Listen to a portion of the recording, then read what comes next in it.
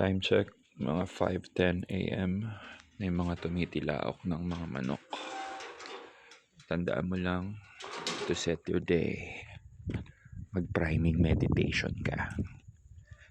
Pikit ka, huminga ka ng 5 beses. Pakinggan mo yung hinga mong malalim. Tapos, imagine mo yung sarili mo sa pinakamataas na version mo, pinakamagaling na version mo, dun sa prime state. Pwedeng nung bata ka, magaling ka, presidente ka, pinakamatalino ka, pwedeng varsity ka, or dati kang DJ, dati kang doktor, kung ano man ang ginagawa mo. Tandaan mo lang na meron kang galing.